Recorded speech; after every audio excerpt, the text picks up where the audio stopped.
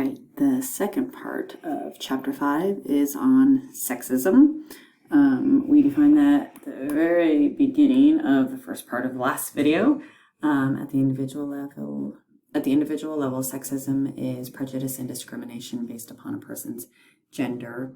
At the institutional level, it is practices that promote the domination of one group over another. In this case, generally male over female. Alrighty, let me see here.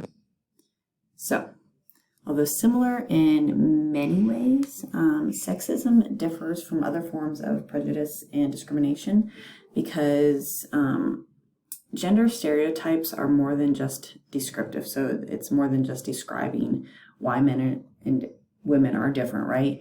It is because stereotypes indicate what the majority of people in a society, how they think that men and women, more than even how they think they're different, but how they think they should act, but also how they should be.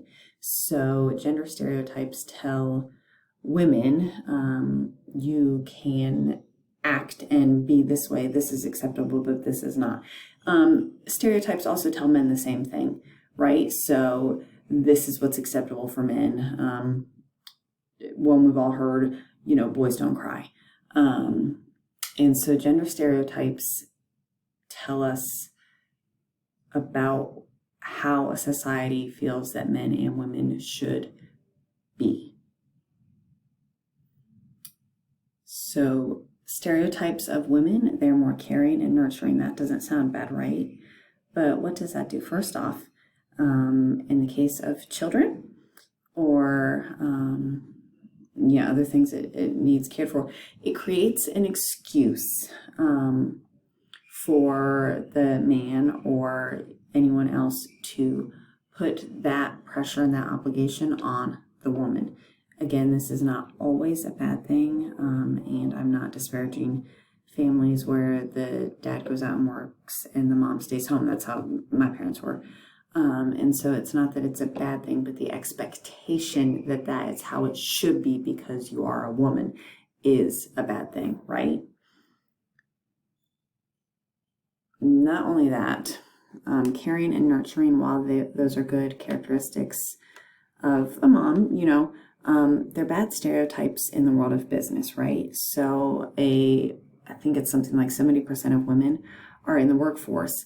Caring and nurturing are not necessarily, unless you're like a nurse or a teacher, of course, those are good characteristics. But if you're in the world of business, caring and nurturing is not, they're not highly respected characteristics. Okay, moving on. Ambivalent sexism is what most of us think of when we think of sexism. It's hostile, characterized by negative feelings, resentful feelings towards women. Benevolent sexism is characterized by affectionate, chivalrous, potentially patronizing feelings and behavior towards women. So this is where you have the women who don't like the doors being held open for them. The text describes a very good instance where they kind of showed this a little bit, okay, where men were not holding the door open for women that they were not dating, but they were holding the door open for girls that they were trying to date or that they were on dates with, and they said that could be construed as benevolent sexism. The female is the weaker sex, and so she needs the door held open for her. In my opinion, and this is not in the textbook, it could also just be that they're trying to impress her, right? And they don't have negative feelings concerning that. Okay, so as far as benevolent sexism goes, I'm just going to leave it that some women feel that, and if you do feel that, it's legit. Okay, like your feelings are legitimate. I do not always think that holding the door is benevolent sexism. Women are often portrayed in the media just as objects, right? Sex sells, right? So not only is it like you have a woman in a bikini trying to sell a Pepsi. That was a commercial like 20 years ago. But also, it becomes dangerous when you have things like Mattel releasing a Barbie doll that said math is hard, because that perpetuates the stereotype that women can't do math, or they don't do math as well as men, which is just simply not. It leads to and perpetuates big differences between men and women in their educational choices as well as their occupational choices. Let me see. And it's okay, you know, more women are nurses. Fine. Maybe more women are caring, or maybe more women just feel that that's their only choice, right? Or on the other hand, maybe there are plenty of men that would like to be nurses, except they know it's a female-dominated job, and so they don't feel welcome or that they can or should do that. That is society's perception affecting them. That is when stereotypes turn bad. Let me see. There's a distinct difference in the treatment of men and women in the workplace as well. If women behave consistent to stereotypes, they are better liked, they're more well liked, but they're less respected.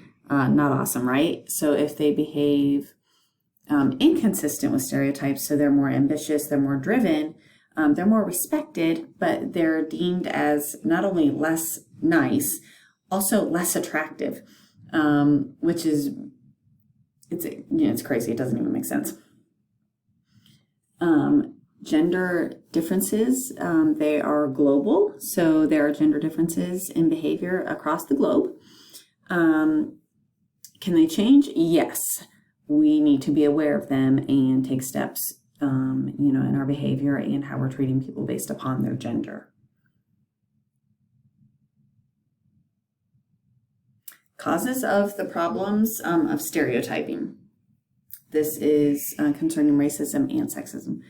So the tendency for people to group themselves and others into social categories is a key factor in stereotype formation and prejudice. So we group ourselves based upon like race, gender, age, social status, etc., right?